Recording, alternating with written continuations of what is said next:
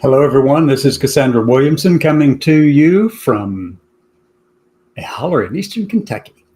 The transgender woman from the Eastern Kentucky. Okay, I'm just a woman, really. That's all that matters to me. I don't really care what label you stick on there, but I use that because I kind of have a community that I speak to a lot. But this is the path forward, and we have a lot of things going on today. For whoever's watching, for wherever you might be watching from, thank you so much for being here. I do appreciate it. So, some breaking news, some big breaking news today coming out from Politico, I think, is reporting this. Let me see. Politico is reporting that the Pentagon is to resume medical care for transgender troops. That order was issued out of California earlier today, and then a memo was put out saying that they would resume the gender affirming care for transgender troops, which is great. I'm glad. But then, just as soon as that memo came out, the Trump administration filed a petition with the Supreme Court asking them to step in and allow them to go ahead and ban transgender troops. And what they want to do then is they asked the Supreme Court to make a decision so that they can go ahead and ban them while a decision is being made. So basically, they're looking at ways to still go after transgender troops in the military, even though those people who are serving are actually some of the most well-trained, highly trained people you will find in any field within the military. I mean, we're talking people who are trans men, trans women, non-binary. They're in military police all over the country and all around the world. They have been in combat all around the world, wherever they might be called to go do that. And they've been in Space Force and, and fighter pilots. And what is the problem? Why is there such a challenge with these people? Well, I'll tell you what the problem is. And that's one of the biggest things that I wanted to talk about today. The biggest thing is that we have become our own worst enemy. Many in this community have become performance artists more than anything. They're sticking themselves out there and saying, look at me, look at me, look at me. I'm this, and I demand that you do this or do that or say this. And that is such a load of crap, folks. You should not be out there doing people like that. You should have the grace to allow people to come to where you are. Don't force them into doing it. You don't have to force things on them. It does not work. You end up with the backlash that you've got right now going on here in the United States and around the world, even in UK, and especially in Hungary. We all know about that. In Russia, of course, we know that's what's going on there. That's who these people are. They don't want anything that looks different from themselves in any kind of recognition in the public square. They're doing everything they can to stymie that, to stop it, to shove them back under the backboards, the baseboards underneath the closet. Okay. Excuse me. So anyway, that's the biggest thing. There's 2 points. One is the Pentagon is resuming gender affirming care. The memo was sent today, but then right after that, back to back after that, the Trump and his administration decided to ask the Supreme Court. And we knew they were going to do this, right? You knew they were going to do that. Ask the Supreme Court to step in and go ahead and allow them to ban transgender troops from serving.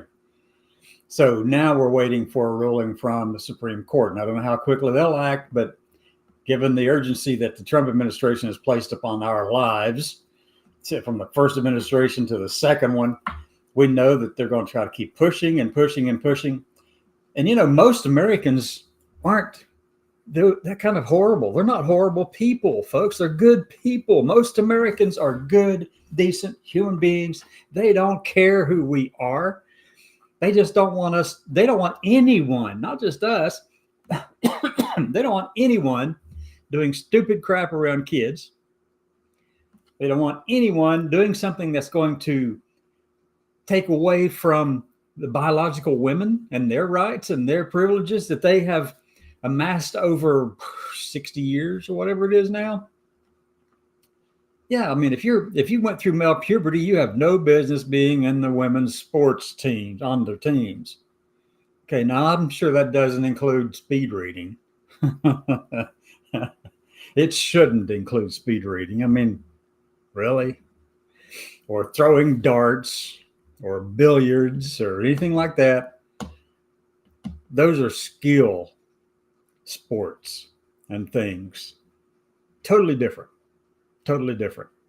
But how does it become an issue? Well, whenever two biological men who are trans women rise up through the ranks of different sides in the billiard teams and all that, and they suddenly get out there and they're competing against each other. No women, no biological women are there. The optics are horrible. Whether you agree with it or disagree with it, the optics are horrible. So what's going on? It's the activists, the transgender activists who have come out there and they're going, look at me. It's all about me. Everything I'm doing, I am just so much. I'm on a billboard, and I can do whatever I want right now and all this kind of stuff. But no, you can't. You still have to respect the societal norms that we're all part of. Yes, you may want to challenge them. And yes, the societal norms change over time. Yes, they do. We know that. However, when you go guns blaring and you're in there going, let me get my razor out. I got to go shave. Where are you going to shave? In the women's bathroom. What? Why did you do that? Well, you did it because you wanted that attention. You wanted to make some kind of a statement about it. And you know darn well that you don't blend in according to societal norms within that space. And so I'm going to tell you, stay out. Get out. Oh, my God. Oh, my goodness. Runny nose and everything else today. It's been a tough day today, I tell you. Not too terribly tough, but reasonably so. Had a lot of getting ready for the trip I'm taking down to Columbia, Kentucky. Leaving tomorrow, actually. My mom and sister and I am going to make sure they all get up, get their showers, and everybody gets out, and we move down there for that. Go down there for the weekend for a wedding for a nephew. So I'm going down there, and I'm looking forward to it. Everybody's doing all right. Really, it's hard to describe where we are with the family right now. It's just, that's the way it is. Okay. Brother still can't breathe, can't get out of the house. Really, he has to have oxygen all the time, pretty much. Mom forgets from 1 second to the next or 1 minute to the next. And then the things that she has dreams about becomes real. And then she starts asking questions about what she thought happened in her dream and the real world. And it gets really tough. It's a tough situation to deal with. So I don't know how else to describe that. My sister, she's all right. She cannot walk. She uses a wheelchair now. And let me see. I have to make sure they all get their food and their shots. So I got to make sure all that's taken care of. And my brother has what he needs. So while we're gone for 3 days, it's a real challenge. It really is. And it's doubly challenging whenever I get on the news and I go checking out the news and people are wanting me to talk about all kinds of different things, and I get it. I understand it. I get stuff from here, stuff from there, from California to Florida. Everywhere in between. I get people going, talk about this one, talk about that one, talk about this one, talk about that one. I'll do the best I can amongst all the other things that are going on right here, okay, right now. So it seems like I'm just like going like this all the time. Well, I am. I really am. So I do want to say it again. I want to close out with this thing. Just close out with it. I know it's not very long into this thing. I'm not even 10 minutes into it yet, but I wanted to go say this again. The transgender activists in the LGBTQ plus community have done more harm than good. These are the people, I'm not talking about just ordinary people wanting to live their lives without being interfered with or live their lives and just go on. But the things that are going on in the trans activist side of things are destroying it for the rest of us. And there's more of us than them, but they get the light. They get the light. They get all the media coverage, especially when you do something stupid, like what I mentioned a moment ago, or the one in California who walked into a women's sauna and disrobed, and there was a teenage girl in there. I'm like, what the heck is wrong with you? Can I show you the door to the police department? That's exactly what I want to do. Take you downtown to the police department. Yep.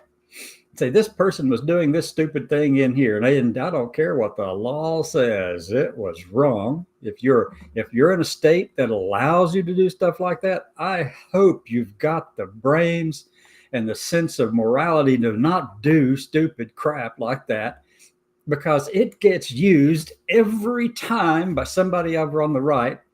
Every day there's something new coming out on Fox News and whatever else, the Daily Caller and all those, the Washington Examiner and places like that. I mean, it just shows up out there, and it is just pervasive, and they never let you forget about it, even though it's one person with one incident.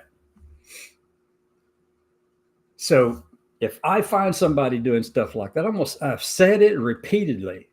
From the day that I started this show, I'm going to piss people off in this community. If the focus is on you, then you are causing hell for the rest of us. Now, I don't know how to tell you to stop that other than say stop. But somebody else said that same thing today. You know what I'm talking about? President Trump told Vladimir Putin, stop. That's almost like, don't. Yeah, it's essentially the same thing. Don't. And then Trump goes, stop, to Vlad.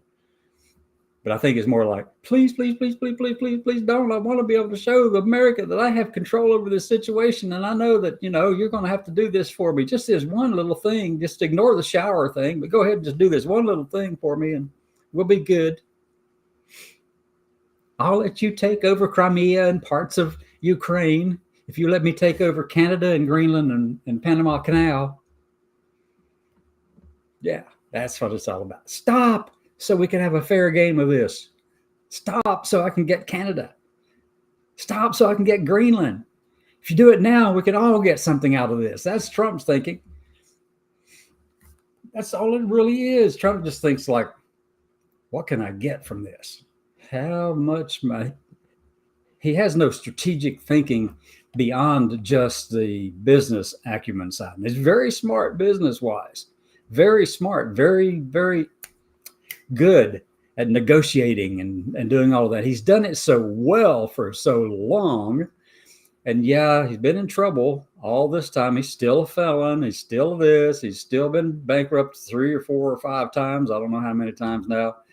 He still failed at an educational institute. Now he's in a position of power where he could actually cause and encourage the failure of academia within the United States. And we're going to let him do it, right? Right. No. But we can't stop him right now, can we? You can file lawsuits and endless lawsuits and lawsuits after another. And what's going to happen with those lawsuits? They're designed so that they get something out of it so that they can go further the next time down the road.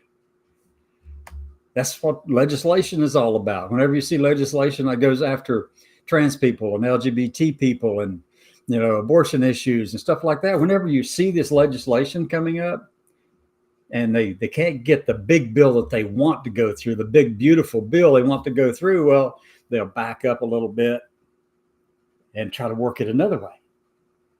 Knowing that just if they can get it to go this way, then all we have to do is wait 6 months and try a little bit harder to get the other part, because now they've done it this way, they can get it that way now. This game is rigged to go after the people they don't like. And right now, the Trump administration has absolutely turned the federal government into an arm of his political campaign. It is ideologically driven. It is a thing that he wants to be able to control and manipulate and do with what he wishes. Many of the things that I read today had also to do with, he had gone after all of these people, these 50 or so people who had put their names on that list that said there was collusion, Russia collusion. all were stripped of their clearances and all that kind of stuff. And what did he say back during when he was running for office for the second time? He said, no, I'm not going to be retribution. I can't do retribution. I don't have time for that. Well, this whole year has been nothing but retribution, going after people that offended him or went after him or targeted him in some way or another, because he feels so aggrieved, and he's got a victim mentality, even though he tells you he doesn't. But most of the people over there who support him actually believe that he is the victim. Well, I got news for you. That is not the case, folks. What you see is exactly what you get, and who he is exactly what you see. He tells you what he's going to do, and he goes and does it, and you don't believe him. He tries to tell you what's coming next, or he doesn't, and then he ends up with Greenland. Yeah, I mean, this is horrible. And back to the transgender activist. Stop. Is that going to work? Bye. See you later. Oh, and by the way, tomorrow evening, I'll be running a recorded program. I'll be in Columbia, Kentucky, and will not be available to do a live show. But tomorrow's will be recorded so that you can see something then too at 6 p.m. Eastern Daylight Time, right here on the Path Forward. And what is your path forward? Put one foot in front of the other and have a little grace.